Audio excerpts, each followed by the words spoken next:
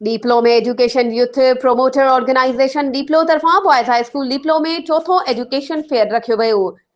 मुख़्तलिफ़ स्कूलनि जे शागिर्दनि साइंसी मॉडल पेश किया। डीपले तालके जे मुख़्तलिफ़ स्कूलनि जे शागिर्दनि पारां मुख़्तलिफ़ क़िस्मनि जा साइंसी मॉडल पेश कया विया। शागिर्दनि परफॉर्मेंस करे ख़ूब दाद हासिल कयो।